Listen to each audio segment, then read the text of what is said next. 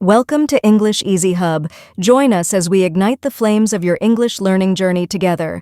Please subscribe to watch and embark on your English learning journey. Don't miss out on the exciting content. In this dialogue, Alex, an English learner, seeks advice from his teacher on how to speak English more fluently and confidently. Despite his efforts, he struggles with hesitation, using fillers, and finding the right words during conversations. His teacher offers practical and insightful tips on improving speaking skills, such as thinking in English, using simpler words when necessary, and embracing mistakes as part of the learning process. The conversation also covers how to handle accents, reduce pauses, and maintain a natural flow during conversations. Hi, teacher.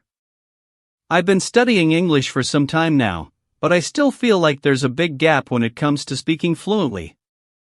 I want to be able to speak effortlessly without thinking too much. Do you have any advice on how I can break through this barrier? I see. You're aiming for that level of fluency where speaking feels natural and automatic. Well, first off, the most important thing to realize is that fluency isn't just about knowing words or grammar. It's about confidence and practice. You need to train your brain to think in English, not just translate from your native language. Have you been actively thinking in English during your day-to-day activities?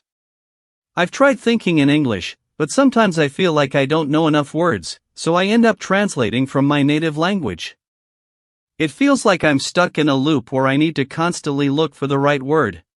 That's very common, Alex. But here's the thing. Fluency isn't about knowing every single word or expression. It's about the ability to communicate effectively, even if you don't have the exact word you're looking for. When you feel stuck, try using simpler words or describing the word you're thinking of.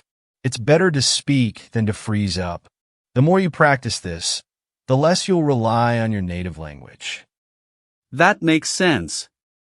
So, you're saying it's okay to use simpler words if I can't think of the perfect word? But won't that affect how native speakers perceive me? Won't they notice I'm not using the correct words? That's a good point, but the truth is, native speakers will appreciate your effort to communicate. And remember, even native speakers often use simple language when they're speaking quickly or casually. The key is to maintain the flow of conversation. If you stop and search for a word, the flow breaks, and that can make you seem less confident. So, when you can't think of a word, use a synonym or even explain it. Over time, you'll expand your vocabulary in the process. Got it. I've also noticed that when I speak, I sometimes pause too long, which makes me feel like I'm not speaking fluently. How do I stop these pauses from happening? Pauses are a natural part of speaking, especially in a second language. The goal is to reduce unnecessary pauses, not eliminate them completely. The pauses often happen when you're trying to find the right word or structure. One way to minimize them is by practicing thinking aloud. You can talk about anything, even if it's random or trivial. For example, try narrating your day, describing objects around you, or summarizing a movie plot you watched recently. This helps you get used to thinking and speaking at the same time, which makes it easier to avoid awkward pauses when you're speaking in a conversation. Thinking aloud sounds like a good practice. But what if I don't have someone to talk to? I've been practicing with language exchange partners, but sometimes it's hard to find people consistently. How can I practice speaking by myself? That's a great question. Practicing solo is absolutely possible. One method I recommend is recording yourself.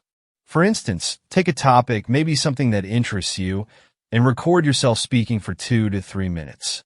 Afterward, listen to it. Do you sound natural? Were there moments when you hesitated? Try to improve upon those. You can also use shadowing techniques. Listen to native speakers, whether it's podcasts, TED Talks, or movies, and repeat what they say exactly as they say it. This helps you mimic their rhythm, pronunciation, and flow. That's a useful perspective.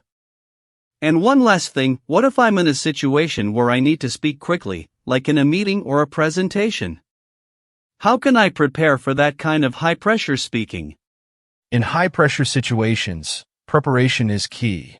You can't predict everything, but you can prepare key phrases, expressions, and structures that are likely to come up. If you're giving a presentation, rehearse it multiple times so that you're familiar with what you want to say. This way, even if the pressure is high, the familiarity with your material will help you stay calm and keep the flow going. When you speak spontaneously, rely on your training. Think of it as muscle memory.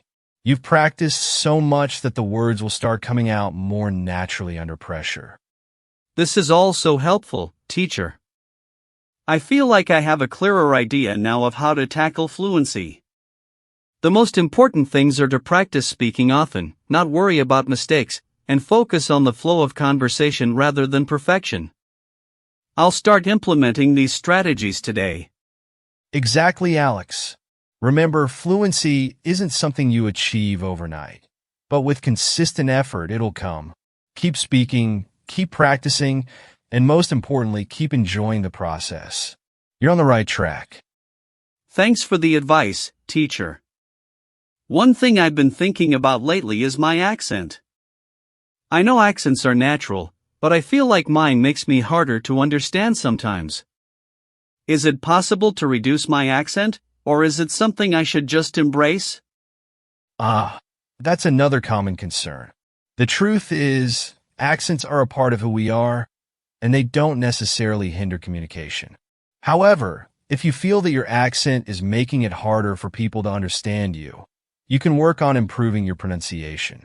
The key is not to get rid of your accent entirely, but to focus on making sure your words are clear and easy to understand. Sometimes, it's not about how you say something, but how clearly you enunciate your sounds. Have you worked on your pronunciation before? I've practiced a bit, but I'm not sure where to focus. I try to listen to native speakers and mimic their pronunciation, but it still feels like I'm not quite there. Is there a specific area I should focus on to make my speech clearer? Great question. To start, focus on common pronunciation challenges that non-native speakers often face, like vowel sounds, stress, and intonation. For example, English has several vowel sounds that may not exist in your native language, and they can make a big difference in how clearly you're understood. You can start by listening closely to how native speakers pronounce those sounds. As for stress, English words have stress syllables, and getting this right can change the meaning of a word. For instance, record as a noun versus record as a verb. Have you noticed any particular sounds or words that are challenging for you? Yes, the vowel sounds definitely seem tricky. I sometimes mix up words like sit and seat, or ship and sheep. I've been trying to pay attention, but it's hard to know if I'm saying them right. I see. Vowel sounds can be tricky, but the key is to train your ear and your mouth to distinguish between them. A helpful exercise is to minimal pair practice. That means practicing words that are similar but differ in only one sound, like sit and seat or ship and sheep. Try saying the word slowly, focusing on how your mouth moves for each sound. Record yourself and listen back to see if there's a difference. It might feel awkward at first, but repetition will help it become more natural. That sounds like a good exercise. I think I'll try that. But, teacher, what about when I'm speaking with others? I sometimes feel self-conscious about my accent, and I worry they might not understand me fully. How can I handle situations like that? It's completely normal to feel self-conscious, but try not to let it stop you from speaking. If you're in a situation where you sense someone struggling to understand, don't hesitate to clarify. You can always ask, "Did you catch that?" Or "Would you like me to repeat?" This shows that you're actively engaging in the conversation and also reassures the listener that you're committed to clear communication. Most people are very patient and willing to help if they don't understand something. And remember, accent or not, the most important thing is being clear and making the effort to communicate. That's a good point. I'll definitely try to be more proactive in checking if people understand me. On a related note, I've noticed that when I'm speaking, I often use fillers like or like. It seems like a bad habit.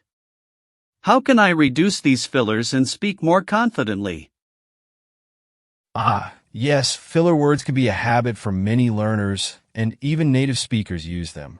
The key is awareness. When you catch yourself using a filler, pause instead of filling the silence. A pause gives you time to collect your thoughts and also adds a sense of confidence to your speech. You don't always need to fill every moment of silence with words. Another thing you can do is practice slowing down your speech. When you slow down, you naturally give yourself more time to think and avoid fillers. It's not about speaking fast to sound fluent. It's about speaking clearly and with purpose. I think slowing down could help. I tend to rush because I get nervous about speaking too slowly. But I see your point. Pausing and taking my time might actually make me sound more confident. How do I balance this with keeping the conversation flowing, though? I don't want to sound like I'm overly deliberate. That's a great concern. Here's the thing. Deliberate doesn't mean robotic or slow to the point of being unnatural. A well-paced conversation has pauses, but those pauses shouldn't feel forced. They should come naturally as you process your thoughts. If you're feeling nervous, focus on one idea at a time rather than thinking too far ahead. Speaking naturally doesn't always mean speaking fast. It means speaking with intention. You'll find that as you practice, the balance will become easier to manage. I think I understand now. So, it's not about avoiding pauses altogether, but rather making sure they feel natural and confident. And speaking slowly might help me keep my thoughts organized. Thanks for that insight, teacher. Exactly. And remember, fluency is built over time. It's not something that happens instantly. Consistency and patience are your best tools. Keep practicing speaking every day, even if it's just for a few minutes. You'll begin to notice improvements that are both subtle and significant. And don't forget to expose yourself to varied accents and speech patterns. The more you hear different ways of speaking, the more adaptable you become in your own communication. That's a great tip. I've noticed conversations become awkward when I stop engaging, so asking open questions and being curious about the other person should help a lot. Thanks, teacher. This has been really helpful, and I feel more confident about my English now. You're welcome, Alex. You're doing great, and I'm excited to see how you continue to progress. Just keep speaking, keep practicing, and most importantly, enjoy the journey. You'll get there. The conversation highlights that fluency is not about speaking perfectly, but about confidence and effective communication. The teacher encourages Alex to focus on clear pronunciation, minimize unnecessary pauses, and avoid overthinking grammar.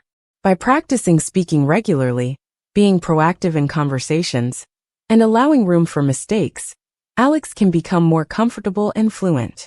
The key takeaway is that fluency develops over time through consistent practice, patience, and a positive attitude towards learning. Alex is reminded to embrace the journey and continue improving by engaging in conversations and staying curious about language. Thanks for watching. Remember to subscribe, like, comment, and share to keep the English learning journey alive.